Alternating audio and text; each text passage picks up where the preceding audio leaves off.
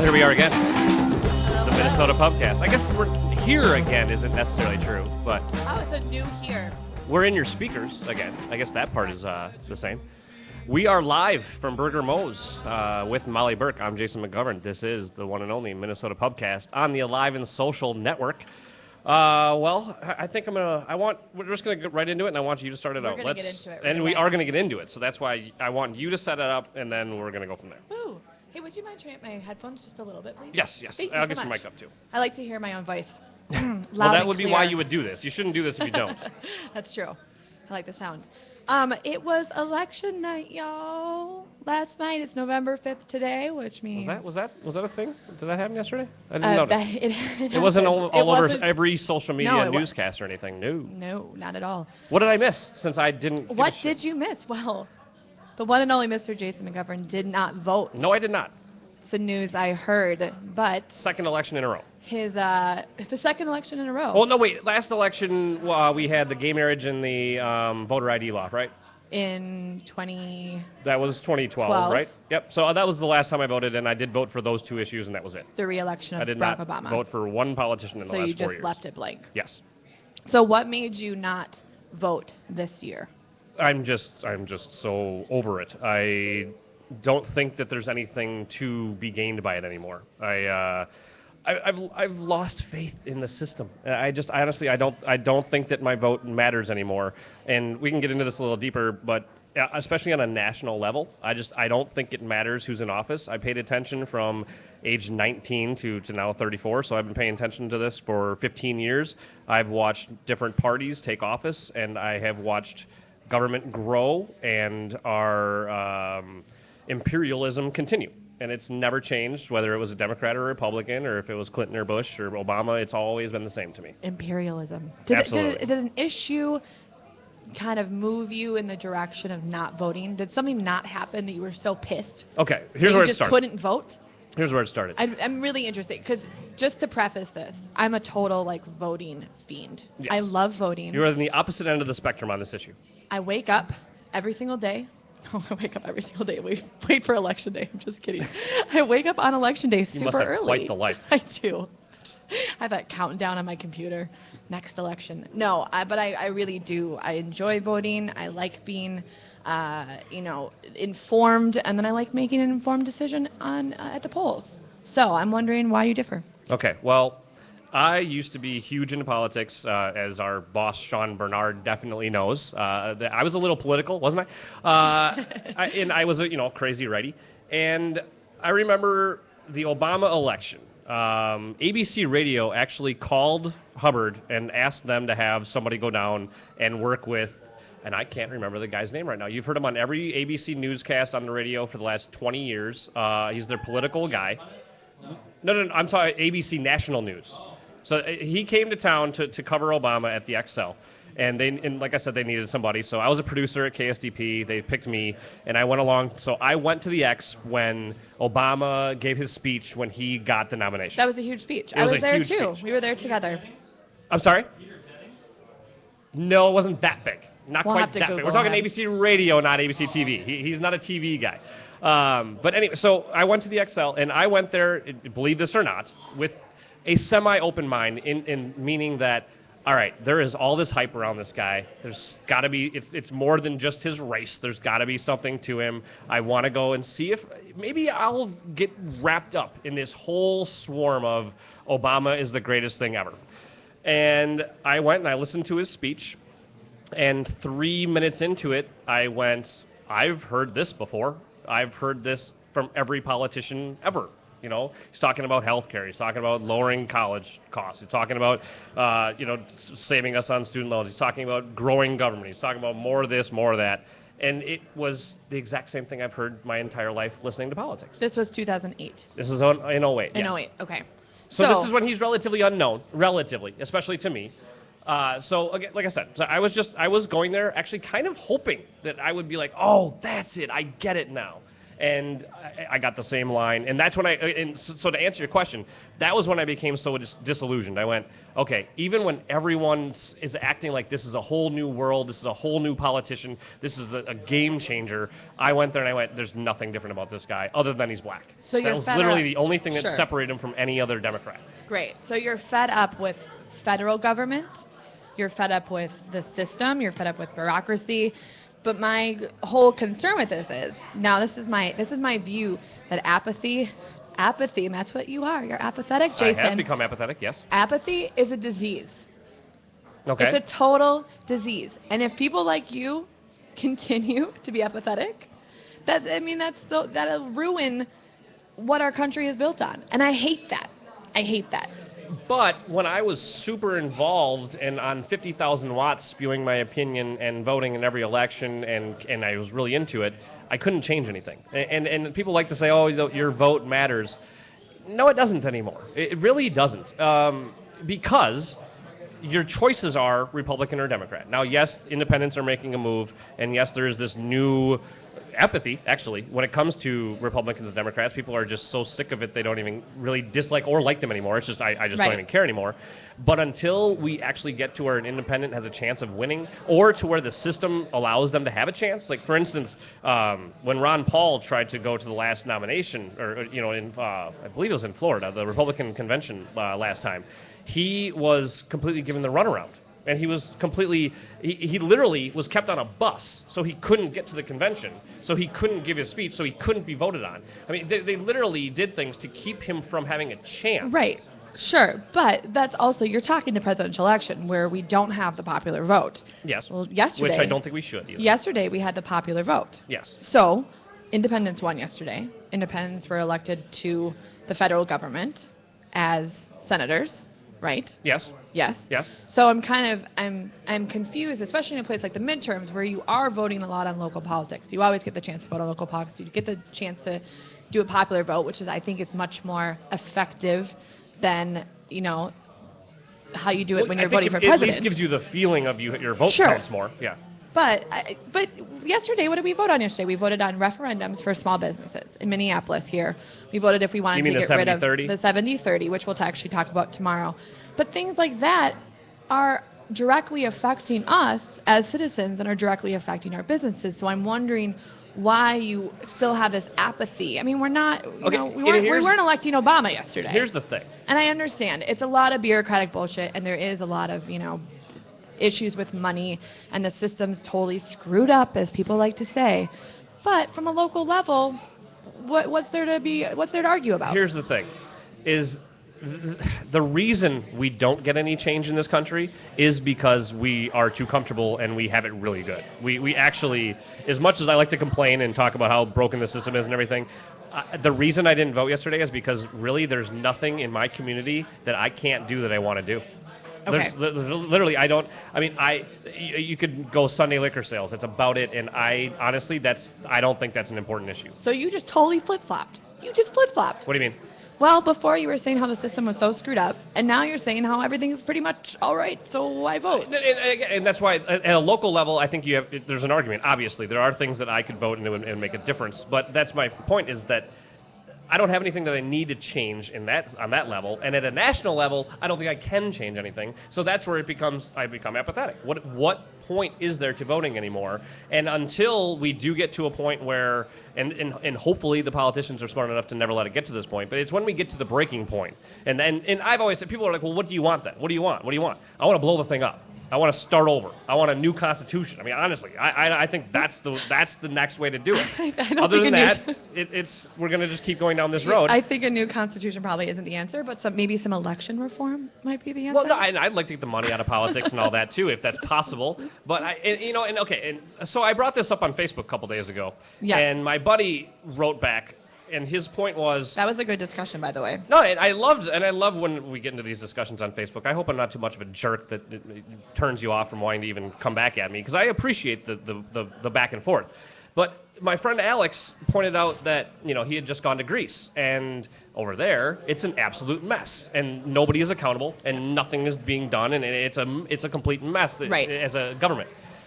That's the United States on a smaller level. And that's exactly where we're heading. And the reason they went that way was fiat currency. Now, I don't want to get too politically wonkish, but fiat currency is going to be the end of this country. It's just how long it takes. Okay. All right. I believe you. I don't believe you. I am not persuaded at all. Because what I've seen in the last 2 years, 4 years, and then probably 8 years when Obama's term is up, is I've seen a lot of things change better for me, things that I believe in, specifically regarding women's rights. Have had a lot of huge movement forward. Like what specifically?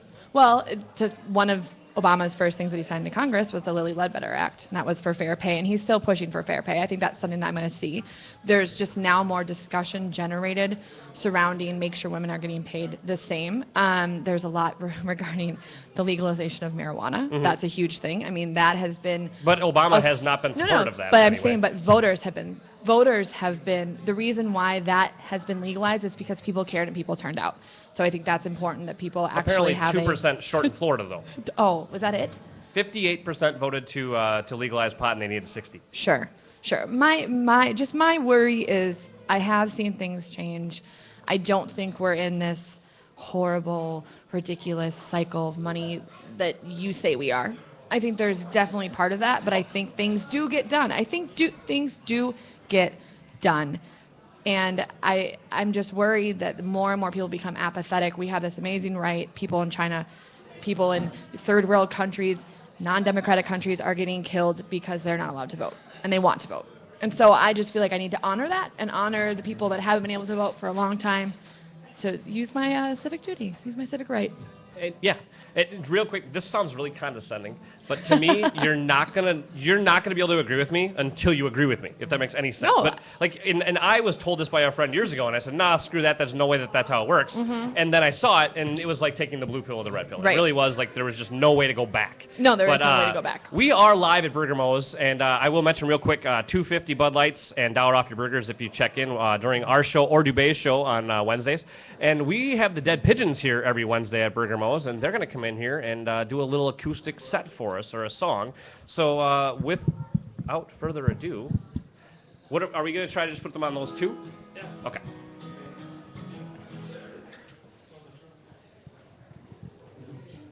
The Dead Pigeons. Go ahead, guys. Hi, folks. Hello.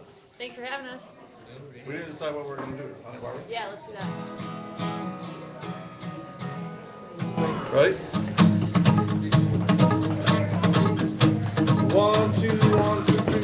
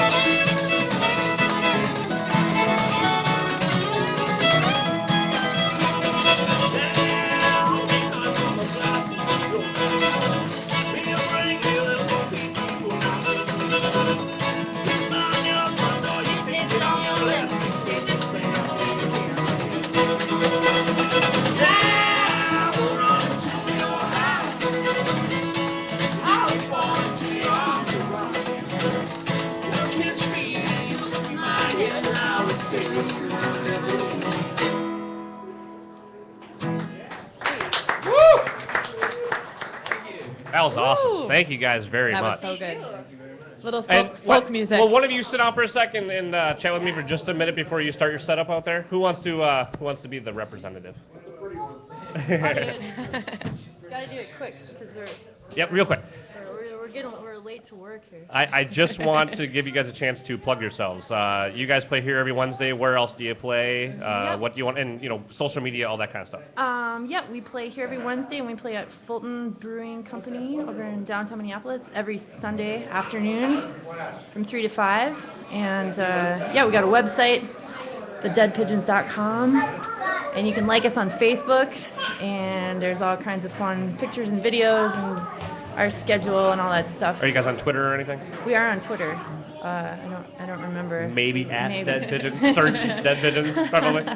There can't be many of you. That's right. All right. Well, thank you. Thanks you a lot so for much. having us. Yeah, absolutely. Thanks so much, guys. All right.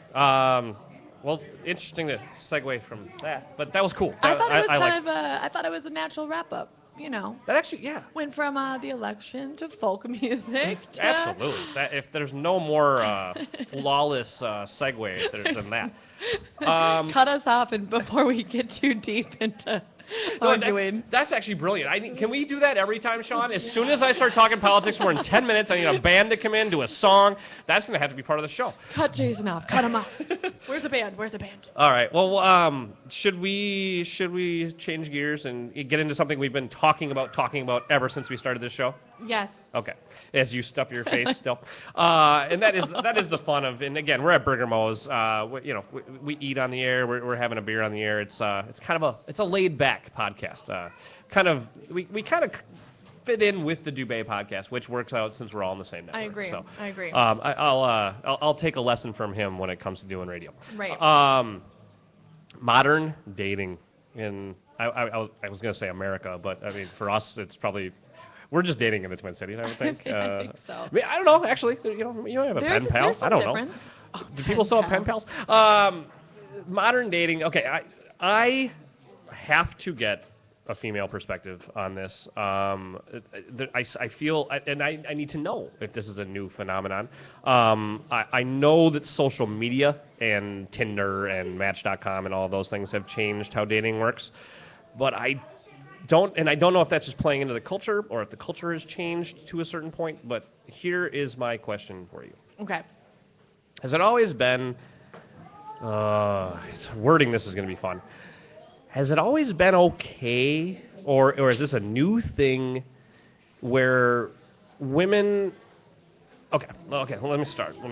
He's nervous. No, I'm not nervous. No, I'm not nervous. Like Jason on a first date. This is just this takes some eloquence, or I can really screw this up, or really piss you off. One of the two, or both. You're not gonna piss me off. Just ask me the question. We're 2 episodes in. Careful. Okay. When I'm old enough to have. I swear I've seen a change in this, and I remember when I was in high school, the good-looking gals always had a boyfriend. And even the years after that, 5 years after high school, going up to age 23, 24, the hot girls always had a boyfriend. They might be single for a month because they're in between boyfriends, but they always have a boyfriend. Because they have the ability. They can, if they want a boyfriend, they have a boyfriend. Sure. Now I swear you're seeing more and more good-looking women not need a boyfriend, but they still have the guy that fulfills every single role that a boyfriend does. Meaning, they still hook up, they talk on the phone, they text, they talk romantically, they pillow talk, whatever. All of that is happening, but no label. You're not allowed to call me your girlfriend, or I'm not going to call you my boyfriend. Okay. Is this new? And B, is it a bad thing? Oof. Either way, new or old. Oof. I mean, oh man, this is rough. This is so rough. Well, all the pressure's on because you're speaking for all women. Sure. So you've been dating how much longer than me? 8 years. You've been dating 8 years longer than me. But yes. Uh-huh. No, not me. You've been dating in general. 8 years longer, right? Yeah, which makes me that old. You've been Yes, dating that's 8 all I'm years saying. longer. Oh, are you feeling old? I am 26, old. by the way. Although with the stash, I look pretty young. Yeah, you do. It's a bad stash, by the way. You'll see pictures online. It's quite full, though. Well, this hasn't started yet. Anyway, answer the damn question. Okay. I mean, here's my experience. I didn't get on any sort of internet dating. And by the way, I'm just on Tinder. I'm not on Match. I'm not on OkCupid. I'm not on Plenty of Fish. That's the other big one. Write that down. Yeah, POF is the acronym. Okay. POF, yep. I have tried them, but I'm not on them. I'm on Tinder only. Okay. Because Tinder does seem very casual. And that's the best part, is if I were to sign up for Match, I feel like I would be asking for like some sort of marriage proposal. I'd be like, well, I'm ready to get married. Is that because it costs money? Yes, I think that's it. Honestly, it's an investment. You're literally investing in it. Yes, it's because it costs money. It's because it takes longer to fill out a profile. It's because you're taking more time to read through everyone's crap.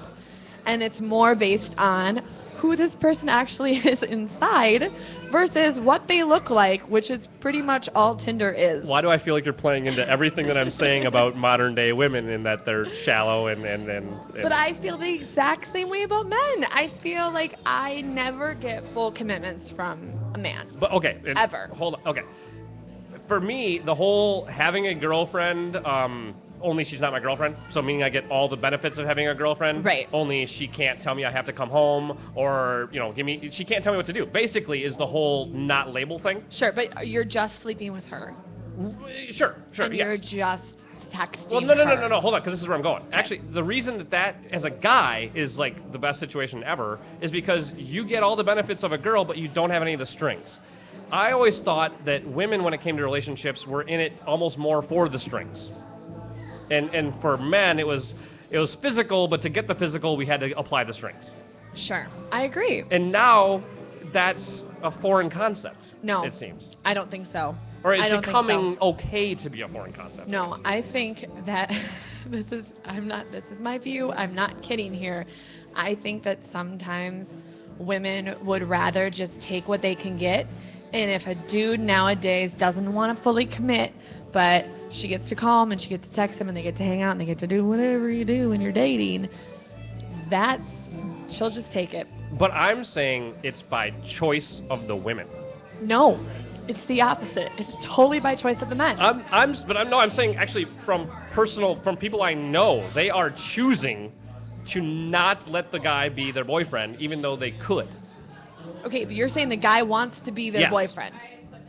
The guy is... Yes. See, I have the complete opposite experience. Isn't that foreign? I thought it was foreign. That's why I brought it up. That's why I thought this was an interesting topic, is because I'm like, what the hell is going on? I've never heard of this. There's some lack of just ability to go up to someone nowadays and be like, yo, I like you. This is it. Let's have fun. You're my boyfriend. So I'm going to throw my roommate in here for a minute. I love you, roommate.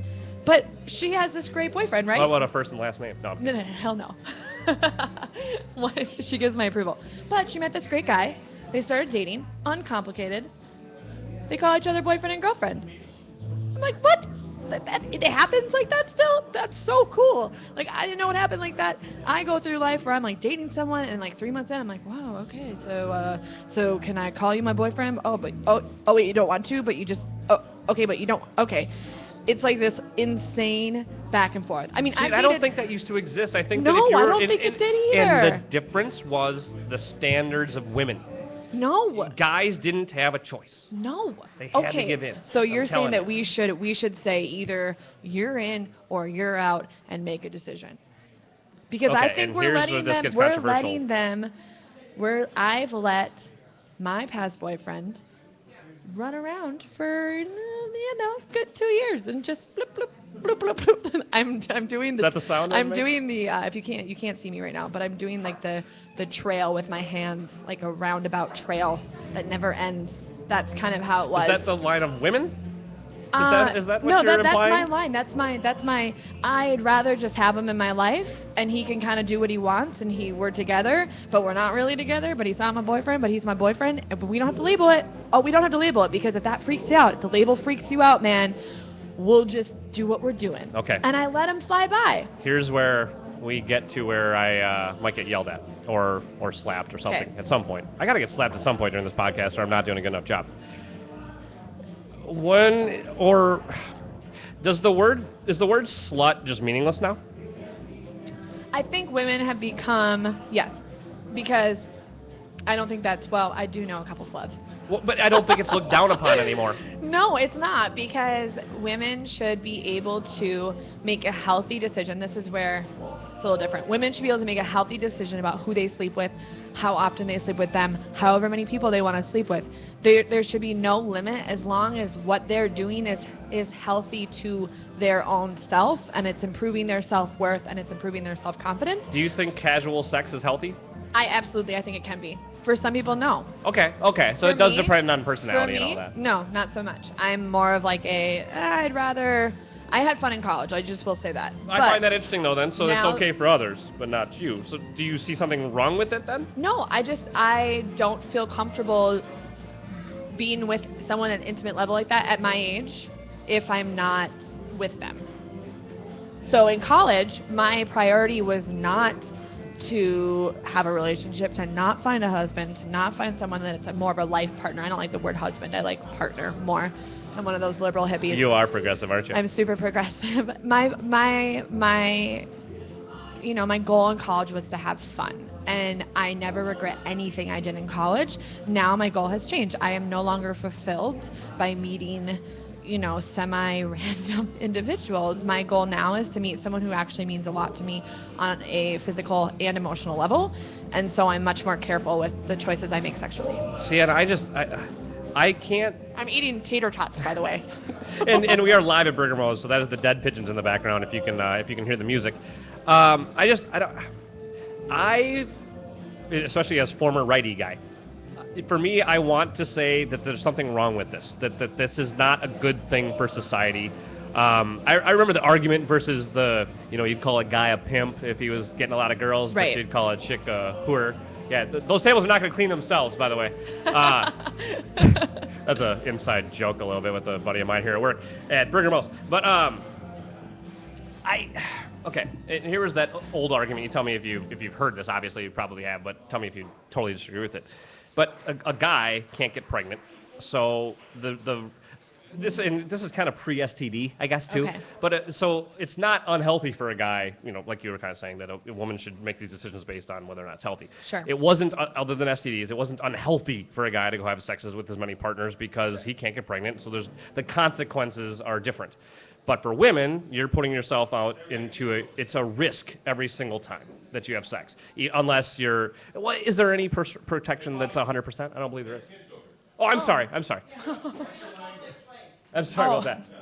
We have some listeners in here. I just forgot we have the speaker on. I know. I know. We just added the speaker, so it's and by the way, that is a good thing to let people know too. Come on down and listen to us now. You will be able to listen to us here at Mo's, and you'll be able to listen to us at O'Gara's tomorrow night from 5 to 6.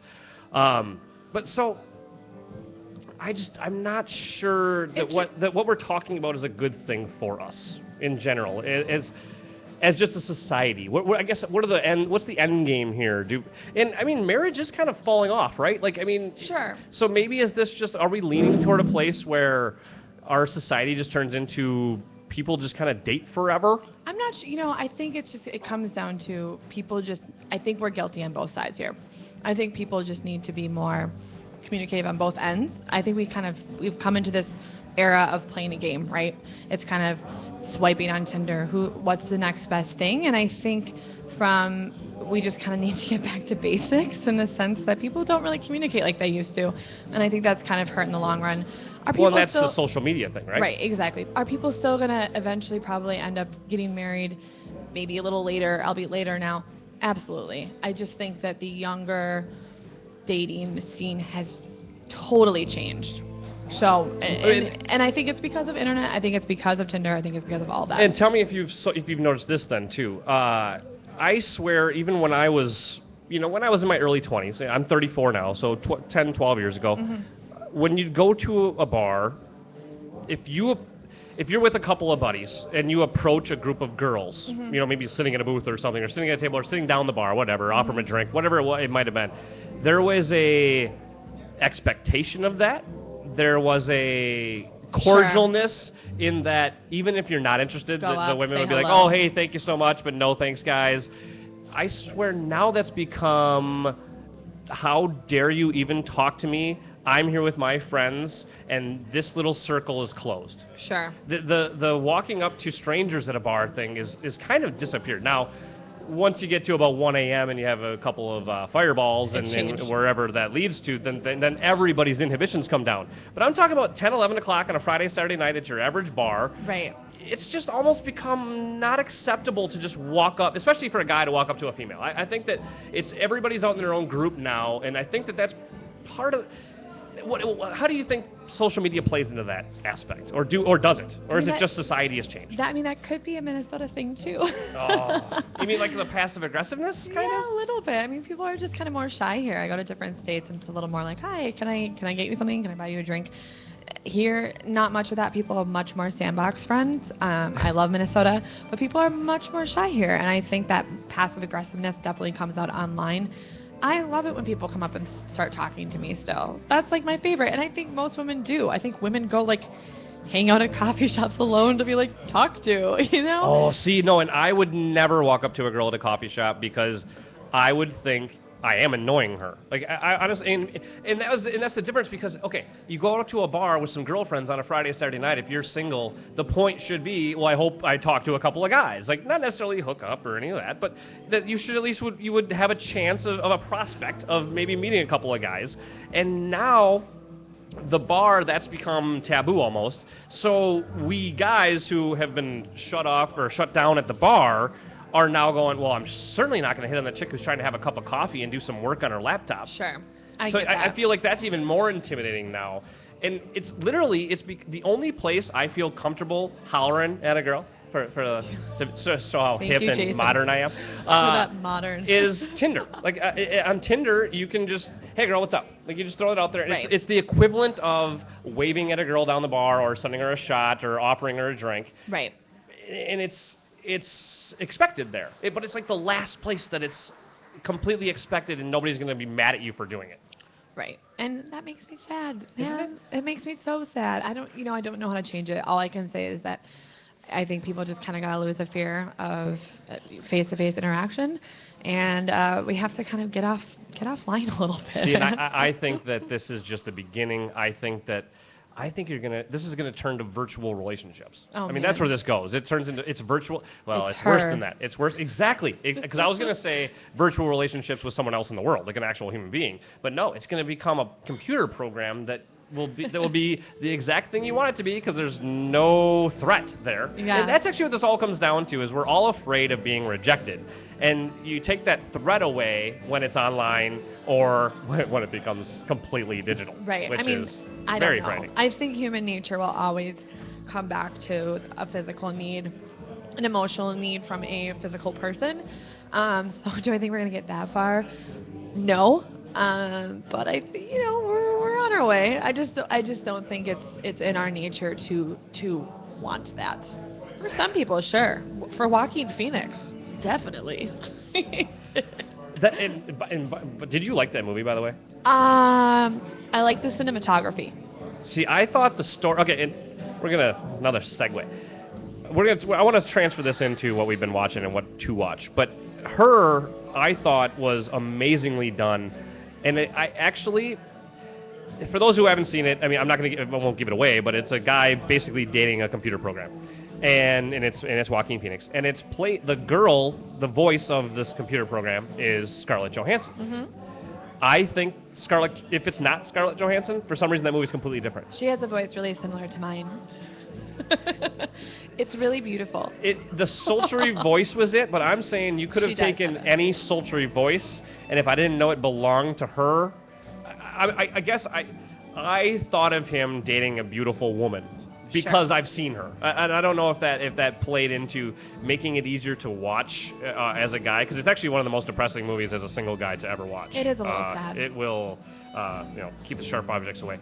But I want to lead that into what what is on lately and what we're looking forward to and what we want to watch. That's another thing we're going to do on this show. Again, we're live at Burger Mo's. Come on down, check in, get a $2.50 Bud Light or $1 off your burger if you check in and let them know that you're a fan of the show. That's or anytime. And yeah, anytime basically between 5 and 7:30, because we'll be down here ranging from any time between there. And you can get $1 off your beer or $2.50 beer and $2.50 Bud Light and $1 off your burger. What are you drinking right now, by the way? We should Surly Darkness is on tap here. If you're listening to this, wherever you are, whatever day it is, right now it's the 5th. If you are hearing this within the next week or two, come on down to Burger Mo's if you're into Surly Darkness. That will not last long. But what are you drinking for beer? I know you're probably drinking a cider. I'm drinking a cider. To preface again, I do have celiac disease. For any other gluten haters out there, I got the real deal. So I do a lot of cider. I do a lot of whiskey. I do a lot of liquor. Right now, I am drinking a Angry Orchard. And where does that rank on your favorite ciders? This ranks as one of my favorites because A, it's cheap. B, you can get like 4 different flavors with it, which is a huge deal. Wait, what are the flavors? I actually have not tried the flavored Angry Orchards, I don't believe. So there's a ginger, there's a cinnamon, there's a green apple, and there's a kind of a drier. Green apple. Green apple. So your cider is drinking candy to begin with, so green apple you are really drinking candy. I don't know, try it. This is their classic apple. This is supposed to be very sweet, right? Yeah, it's sweet. Yeah, see, it's sweet. If I don't have a shot of whiskey in there, yeah, it's sweet. Can't justify it. But yeah, that's very sweet. But that's what I normally drink, and then I do put a little bit of whiskey in here sometimes. But and actually, that would be a good thing to side with whiskey too. Actually, sip on your whiskey shot and drink that to kick that sweetness down a little bit. Yeah. I myself am drinking 60 beers on tap here, by the way. I am drinking the Indeed Mosaic, their fresh hop. I believe it is an IPA. It's a pale or an IPA. Very, very good stuff. So again, we're going to talk about the things that we're drinking, what to look forward to, beers that are coming up. I want to get into that kind of stuff too. There's all kinds of winter and fall seasonals that I'm into. But first, I want to talk about. We started talking about this at the end of the last show, and that is a couple of TV shows that I'm watching, and I want to. Go over them and just with my opinions, see what you've watched, see what you haven't, and then see obviously what you are watching too. And then we will preview Interstellar, and we will go see that this weekend and talk about it next week. Woo! But lately, there's 2 shows that I'm watching every week, and that is Scorpion on CBS and Gotham on Fox. I brought up Scorpion last week. It's a show about a team of geniuses based on a real guy who I heard on the Adam Carolla podcast, the smartest guy I've ever heard. He's got like an IQ of 190. And Carolla does? No, the guy that was on with him. But Carolla's smart too. The guy who's the producer of the show ended up he took those 2 to dinner that night, and oh my God, would I pay money to be a fly on the wall in that conversation? Because Adam Carolla, think whatever you may of him, he has a very high IQ himself. And what was crazy about it is Walter O'Brien is the name of the guy that the show is based on. Again, we're talking about Scorpion on CBS. They asked him, because of his high IQ, how many people in the world he can talk to, just even have a conversation with where he doesn't want to rip his hair out. And he held up his hand immediately, because they were like 10, 15 people? 4. No way. 4 people on the globe. And this is a guy who's obviously got money, who's got connections. I mean, he's got a Hollywood TV show going, so he's doing well. And he's met a lot of people. 4 people he can talk to. Seriously? And to me, that's so cool. Because I like to think that I'm smart. Now, I'm no genius like him. But I like to think I'm smart, and I like to think that there's just certain people that I just can't have a conversation with. But I don't get to go, well, I have a 190 IQ. That's why. He does. So he can literally go, look, I can't talk to you. Just shut up. Go away. But so what's cool about this show, and obviously I want you to let me know what you think too, but what I like about this show is that you've got this super genius who's he can do anything with computer and all that. You've got this gal who is really good technically, mechanically, building that kind of stuff, and this other guy who is from the American Pie movies, actually. I can't remember which character he was, but I'm pretty sure he's from the American Pie movies. Okay. He plays like a guy who can analyze your character immediately. Like he's a psychologist, and he's really an amazing shrink. I would love that. And then the other guy is a math guy. Like he can literally, you could throw 10 pages of code up of like computer code and stuff, and he can memorize it. He's got the photographic memory. So you just take these guys, and of course it becomes like the perfect crime fighting team, right? And so what's really cool actually is how they kind of explore this with personalities too. They have a gal that came in that has a genius for a kid, and she's in there, and they use her to be their like in between to the real world because they can't talk to normal human beings, as we were talking about. But what the show becomes, did you ever watch 24? No, I never watched 24. Okay. Well, you've watched shows probably at least kind of like this, where it's every episode is, here's the situation, gotta fix it. It's high speed, it's fast paced, it's constantly action. This show to me would be so much better if it would slow down and talk about what you're doing, and not just dive into these situations, which I get. That's network TV, I think, too. Sure. But so from what you've never seen the show, right? No, I've never seen it. So from my description, is it interesting to you? And B, what do you think of that whole? The show's got a cool concept, but I don't know if I dig that action side of it. Can I admit that I'm like a total TV yuppie, and I'm a total yuppie. I'm like, well, if it's not a 1990s, political drama, or if it's not a West Wing, then I'm probably not watching it. Except I do watch like the Mindy Project, which is like totally against all of that. What is the Mindy? The Mindy Project with Mindy Kaling from she's a pretty Indian girl that was on The Office. Oh yeah, okay, I know who it is, but she's the comedian. She's the gynecologist. Oh wow. It's a rom-com sitcom. What is that on? That's on Fox. Okay. It's kind of the New Girl style stuff, but that's how I am. I'm like this. I'm like, well, Game of Thrones isn't on. Well, Mad Men's not on yet, so I don't really have anything to watch. Oh, True Detective. Oh, it doesn't have as good a screenplay as True Detective. Well, I can't watch it. See, and I'm the same way. I haven't watched a network television show until these two. Let's see. Since 24. Wow, probably. Really? Because I'm into Game of Thrones, like you. I'm into True Detective, Sons of Anarchy, even though the last 3 seasons have sucked, but I can't stop watching it because I have to know what happens. Exactly. What else have we got? I mean, okay. Since we're on the topic of TV, what is your favorite overall TV show? Because this will kind of give us a foundation for where this ends up going. Of all time or of current? No, of all time. Okay. The first show that I really affected me was 6 Feet Under. Okay, that's one I have not seen, but HBO, so I think we already can tell we both have a taste for HBO. Yep, it's on HBO. It's dark, it's funny, it's cutting edge. It covers a topic that makes me very uncomfortable, which seems to be a repetition that happens in my TV shows. Like Game of Thrones makes me so uncomfortable, and I love it. Because of the violence? Everything. It's just disgusting. And I'm like, oh, man. It is all sex and violence. Oh, God. And I have like this horrible fear of getting beheaded. It's like, if I have fears in the world, they have to be like the most, something that would never happen. The apocalypse. Yeah. Like the apocalypse isn't happening anytime soon. But at least everybody fears that. Every person thinks they're living in the end times. That I can understand. The beheading part, unless you live in like Afghanistan and you're a woman trying to go to school or something, I don't understand what you're really. I mean, you live in Minneapolis, Minnesota. That's true. I don't really know how many. Freak accident beheading. I'm like really scared of it. You mean like you walk past a building that's under construction and a girder comes? Yes. Oh, okay. Yes. I thought you were talking like some guy coming up behind you with a sword and beheading. No, I'm scared of ISIS too, but I'm also scared of freak accidents, and I'm like really scared of gross things like parasites being in me, like maggots, like in your leg or like in your ear, like that totally terrifies me. So Game of Thrones has a little bit of that disgusting, like, oh God, that guy just got his heart ripped out, and that's terrifying. Or his head crushed. That might be okay. Hold on. Okay. One of the best scenes in all. And I'm not going to give anything away for those who haven't seen the show yet, because I wouldn't want to ruin it. It's so good. It's so good. You will know this because you've seen it, and those who haven't will still understand why this story pisses me off. And you'll. Okay. I use a buddy's code to watch HBO. Yep. The HBO.go or HBO Go, and I don't even think he watches the show. I cannot figure out how this happened.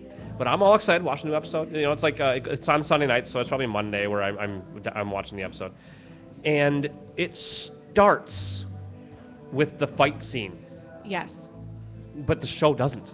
What I see when I hit play, the big guy is like about to finish this other guy off. Oh. And then he crushes his head. Really? And then I went, wait a minute, what the hell? It's the end of the episode? I literally watched the last 2 minutes thinking, this must be like a flash forward and then it's going to go back to the beginning or something. So I don't know how HBO Go was set at 57 minutes into the hour. He probably but that's watched how I started. And that's what I'm thinking. But he doesn't watch the show. Why would you just watch that episode? How do you just start there? And this is seriously, this is like episode 8 of a 10-episode season, or episode 9. That's so disappointing. It was the worst. I mean, you cannot imagine. It's like walking into, let's see, what is it like? It's like walking into The Usual Suspects, and as you walk in, the guy tells you who Kaiser Sose is. Like, okay, God, how pissed off would you be? That movie was not that intense, so I don't know why you had to talk about Kaiser Sose. It's one of the best twists at the end of a movie. That's all I'm saying. So what I'm saying is that this fight scene that happened, you never really thought going down that way. And I watched it happen, then watched the episode. It was bad. Anyway, sorry. It's rant gruesome. about It's gruesome. So you know what the best part about that is? There's a teacher, I can't remember where, but there's a teacher that when her kids don't listen or don't do their assignments or whatever, she threatens them with Game of Thrones spoilers. Yeah, I saw that. Yeah, that's like a her fantastic. high school students. That's amazing. I'm a little scared that there's high school kids watching that show, though. Honestly, I mean, of course they are, but you wouldn't watch things like that when you were 17 or 18. I went to Pulp Fiction with my parents when I was 14. Right. But these days in the PC world, I'm surprised that the parents are letting their kids watch that show, and they are going to end up being the next school killers. Let's take a break for a minute and talk about Alive and Social Network. Yes. Why don't you do that? Yeah, sure. So we're on the Alive and Social Network, which is a really awesome network of podcasts and shows and all of the above great things. So Jeff Dubay is another one of our partners here. He's on Monday through Wednesdays. And you're at Devil's Advocate Monday and Tuesday, right? Monday and Tuesday from 5 to 6 is Jeff Dubay is at Devil's Advocate, yes. Yep, and then he's right before us on Wednesdays for Wild Wednesdays. Yep, starting at 5 at Burger Mo's. And Jason is a wonderful, wonderful producer. And you can hear his voice there as well. I'm something. And then starting this Friday, we have live band karaoke, which is like the best thing in the whole world. So you have a backup band as you sing, which is so badass. And it sounds like it's not just a backup band. You've got the lights. You've got singers. The whole deal. Like you are the front of a band. You are it. And that's going to be at Shamrock. Right? Jeez, don't scare me. Like you're supposed to be on top of this one. This is all you. And then I believe we have something going on tomorrow. Oh yeah, we're at O'Gara's tomorrow too. Yep. Yeah, and then we're at O'Gara's every Thursday. From 5 to 6. and again, there we have the speaker too. You can come listen to us live if you'd like. And that's definitely more of a bar Don't bring your study. kids or I'll curse and apparently piss people off. I honestly I couldn't even see the kids around that corner. Oh, they were around the corner. Oh, my bad. And I honestly don't know what I said. I don't think it was that bad. I haven't dropped any F-bombs. You said SEX. I know. It was getting a little dirty. Earmuffs. We've got some quick hitters we got to get to before this show wraps up. I think. Okay, I want to. The Adrian Peterson thing. I got to get your take, especially. I like to. I do. The reason I love this dynamic that we have with a male and female host of this show is because I do think that we look at things, especially raising children, dating, all that kind of stuff, differently.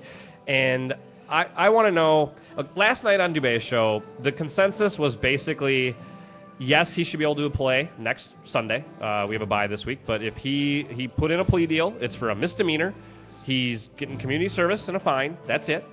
A lot of people, at least on the Jeff Dubay show, the consensus was that's enough, and he should be allowed to play now. I said, or at least I believe, that he should forfeit the pay. He was paid all these games he's been suspended for. I think he should forfeit the pay. But then I do think that is sufficient. I think he's been punished enough. What say you? Yeah, I agree with you, Jason. I think the problem here is there hasn't been a precedent set for the NFL, right? So we had the Ray Rice thing happen, and they had no idea what the hell to do. They were like, do we kick him out? Do we keep him on? It was a crazy flip-flop, exactly like they had with Adrian Peterson. And if things continue to happen, which they will, there's always going to be incidents where people have misdemeanor charges brought up against them, felony charges brought up against them. There needs to be an exact precedent set in place for every single team so that there's no question of whether they're doing the right thing.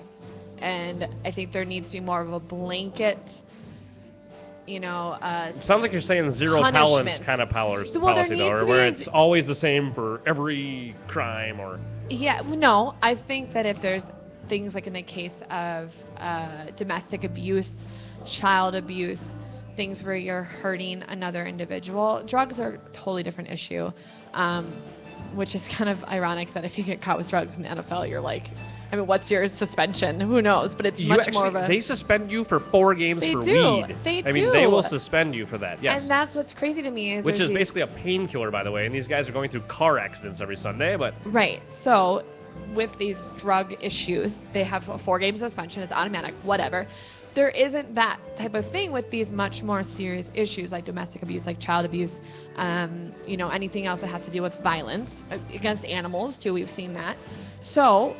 once a serious allegation is brought out and charges have been, made against somebody, rare allegations, do you think allegations or do you think someone would have to charge somebody? That's the thing. You have to this is why I don't think you can make a blanket policy, because the Adrian Peterson case, he wasn't convicted of anything, and yet he admitted it. So there... we all know, yes, he beat his kid. That was a fact. Right. Ray Rice came out and denied it. And it wasn't until we were shown video proof that we knew exactly what he did. And I think that that's why this has got to be handled on a case-by-case basis. No, you can't just say, well, a guy was alleged or was accused of this. Ben Roethlisberger was accused of manhandling a woman, right. Damn near assault, sexual assault. But... do you suspend him the day that charge comes down, or yes. do you do it the day he gets convicted? Yes, anything in the case of attack against someone else, whether it's rape or domestic abuse, I think immediately they're benched. Or in the case of Adrian Peterson, he was completely suspended from the team. What was the exact phrase? It's like a commissioner's exemption list or something. Sure, I don't think you should get paid. I think you're benched until your trial is over. But then, okay, so you're falsely accused.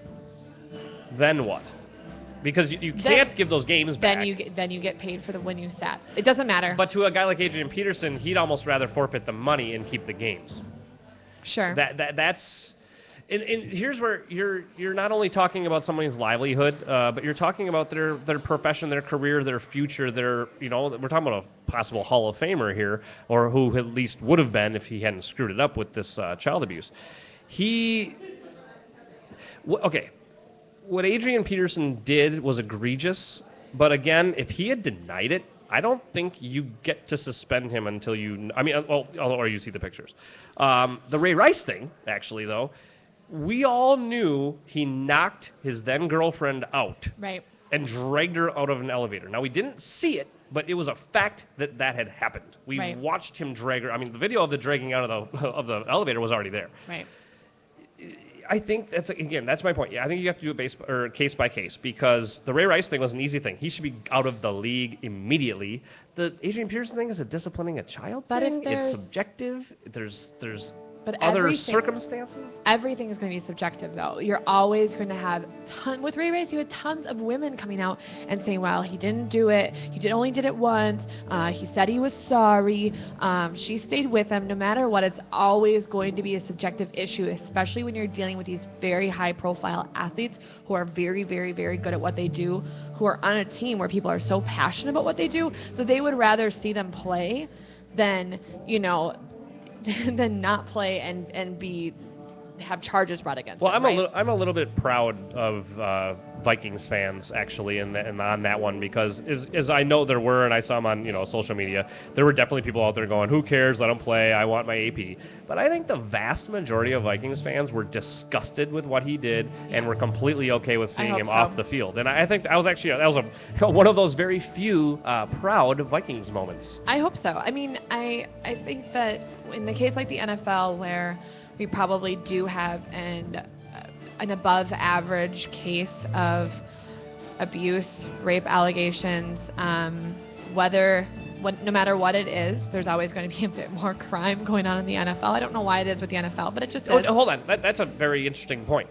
I think I know exactly why. It's Why? the most violent sport we have. And it's bred to be that. You're all day you're telling these guys go out there and kill each other and then come off the field and act like perfect human beings. Exactly. But if we're going to have them do that, they're going to have to be role models, come off the field, act like men, like adults, and if they screw up or if allegations are brought against them, they're benched. They don't get paid until the trial is over. And if the trial's over and they're found not guilty, give them their money. I don't care, whatever. But people have to set examples, and it needs to start. And if they don't start, then this crap's just going to keep happening. So. Yeah, and I agree. It's either you have to set an example and scare other people out of doing this, or get used to it because, again, it's a violent game. It's going to produce violent people. And I don't think you should accept it. So. I would hope not. What else do you want to get to the next in the quick hitters here? The quick hitters, baby selfies. Oh, that was the scariest story I've read in a long time. So Jason found this terrifying baby story about how this woman, where is it? I have it here somewhere. This woman's, she thought that babies, we're talking, can't make conscious decision on their own yet. We're talking can't make a noise that is, that's comprehensible. They can't pronounce a word. Right. She set up a camera in their crib so that they could take selfies of themselves. And what happens when they take the selfie? And then it goes onto Facebook, right? Straight to social media. It goes right to social media because she didn't like the fact that the parents had control over their kids' images and putting them online. And I say, until you're 18, too bad. Well, honestly, there's one part of this I agree with, and that is that we post too many pictures of the kids. I'm guilty of it. I have happy birthday, by the way, to my little 3-year-old nephew. He just turned 3 today. I post pictures of him all the time. That's against his will. I don't think that when he turns 15, he's going to go, why did you put all those damn pictures of me up? How dare you? I don't think he's going to care.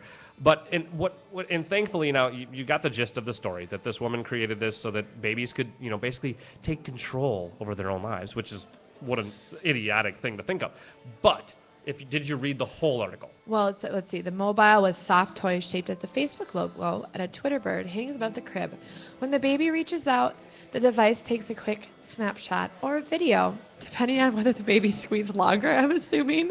Like they know what they're doing, and automatically posts it on social media.